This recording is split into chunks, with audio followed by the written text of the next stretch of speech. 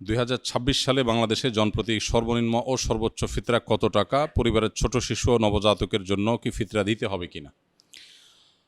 এই প্রশ্নের উত্তর হলো যে নবী করিম সাল্লাল্লাহু আলাইহি সাল্লাম বলেছেন, যাকাতুল ফিত্র তুহরাতান লিস-সাইমি আনিল লাগবি ওয়ার রাফাস ওয়া তু'মাতাল লিল মাসাকিন। অর্থাৎ ফিতরা হলো রোজাদারের রোজাকে রিফাইন করার জন্য। রোজাদার রোজা রেখে ভুল কিছু বলে ফেলে, অহেতুক কোনো কথা বলে ফেলে, কোনো কাজ করে থাকে যেটার ফলে রোজার গুণগত মান ক্ষুণ্ণ হয়, এ সকল ত্রুটি বিচ্যুতি থেকে রোজাকে পরিচ্ছন্ন এবং পবিত্র করবার জন্য ইসলাম ফিতরার বিধান দিয়েছে।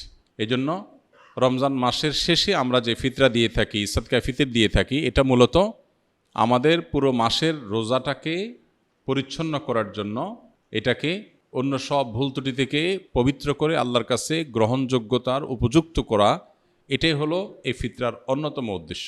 ফিতরার আরেকটা উদ্দেশ্য নবী সাল্লাল্লাহু আলাইহি ওয়াসাল্লাম বলেছেন, সেটা হলো তু'মাতাল লিল মাসাকিন, মিসকিনদের খাদ্য দান কর্মসূচি। পৃথিবীর ইতিহাসে এটাই সম্ভবত সর্বপ্রথম ব্যাপক এবং সমাজের সর্বস্তরের মানুষের জন্য, দুস্থ মানুষের জন্য খাদ্যদান কর্মসূচি।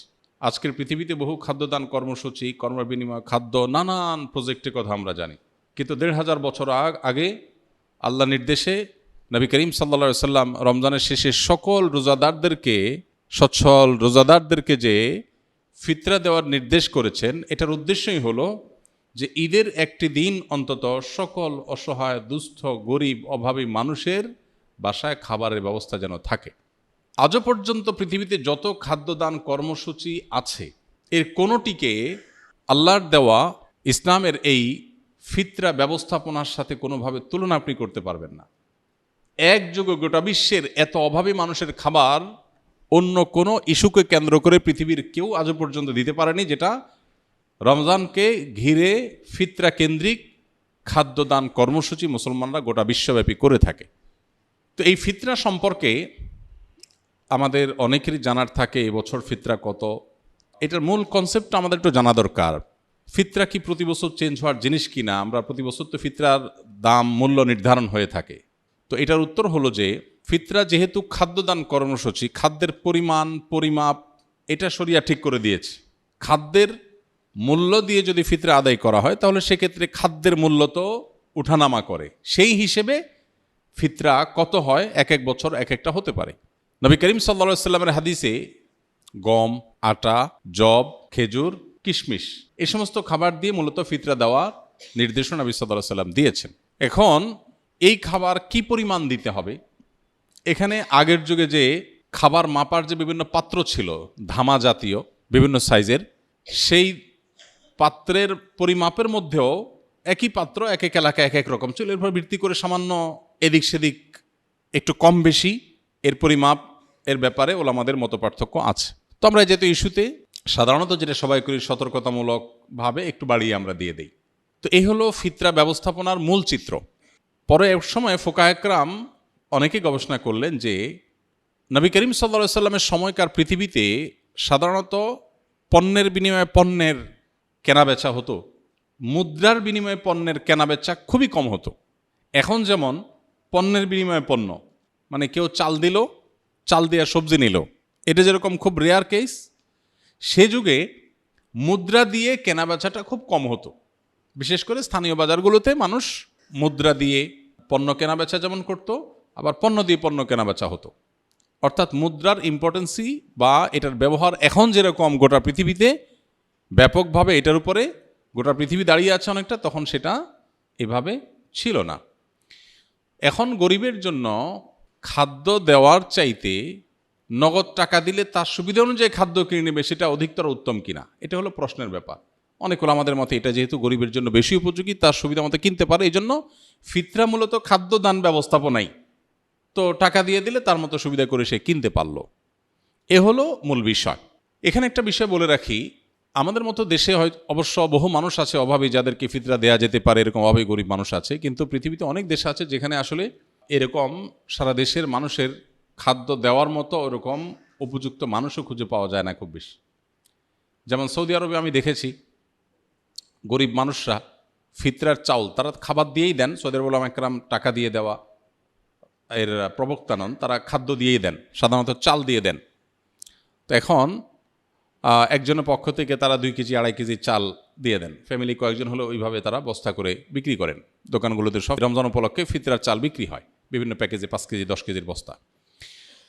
তো আমি দেখেছি যে সেখানে গরিবরা অনেকেই চালের স্তূপ হয়ে যায়, কারণ গরিব তো খুব কম, ফিতরা তো সবাই দিচ্ছে আর সবাই তো চালই দিচ্ছে। তো এমনও দেখা গেছে যে গরিব মহিলা উনি পিক আপে করে মসজিদের সামনে আসছেন চাল কালেকশন করার জন্য, এবং এটা কমন চিত্র সৌদিতে। সবাই যে পরিমাণ চাল দিছে, উনি ওই পিক আপ রেখে দিছে সামনে, রেখে বসে আছে, সবাই চাল এনে এনে ফেলে দিচ্ছে, পিক আপ স্তূপ হয়ে গেছে। পরে এই চালটা কি হয়, বাংলাদেশি ইন্ডিয়ান যারা সেখানে শ্রমিক বা প্রবাসী আছেন, অনেক সময় দেখা যায় যে চাল দাতা কিনেছেন 30 রিয়াল দিয়া, ওইটাই মহিলা বিক্রি করতেছে 15 রিয়ালে। প্রবাসী বাংলাদেশি বা অন্য যারা আছে তারা সেটা কমে কিনে নেয়। তো এটাতে দিন শেষে আসলে ওই যে গরিব যে তার ক্ষতি হলো, অর্থাৎ লসটা মূলত তার হলো। এটা একটা বাস্তবতা। এর প্রেক্ষিতে ওলামায়ে আহনাফ, অনেক ওলামায়ে ইকরাম বলেন যে ফিতরা যদি টাকা দিয়ে, পয়সা দিয়ে দিলে গরিবের আরও বেশি উপকার হয়, তাহলে সেক্ষেত্রে এটা দিয়েও দেওয়া যাবে, কিন্তু মূল লাইনটা হবে ওই খাদ্যকে কেন্দ্র করে। কথাটা বোঝা গেছে? তো সেই হিসেবে এই বছর সম্ভবত 110 টাকা সর্বনিম্ন, কারণ ওই যে ফিতরা তো কিশমিশ দিয়ে দেওয়া যায়, গম দিয়ে দেওয়া যায়, খেজুর দিয়ে দেওয়া যায়, অতএব ভ্যারি করে। যখন আপনি সবচেয়ে ভালোটা দিয়ে দিবেন, পরিমাণও কম বেশ আছে, এক একটা এক পরিমাণ, তো সবচেয়ে ভালোটাতে যখন দিবেন তখন দাম অনেক বেশি হবে। এই জন্য সর্বোচ্চ ফিতরা এবার ধার্য হয়েছে সম্ভবত 2800 টাকা, আর সর্বনিম্ন 110 টাকা। তো এই যে টাকা, আপনি কি টাকা দিবেন নাকি খাদ্য দিবেন? এটা যদি বলেন, আপনি যদি কোনো গরিবকে খাদ্য দিলে তার উপকার হবে আপনি জানেন, কোনো সন্দেহ নেই। আমার দেশে বহু গরিব আছে যাদের খাবার দিলে, আসলে চাল কিনে দিলে, ডাল বাজার করে দিলে তার উপকার হয়, তো আপনি খাদ্য দিয়ে দিবেন। আমি ব্যক্তিগতভাবে সাধারণত ঈদকে কেন্দ্র করে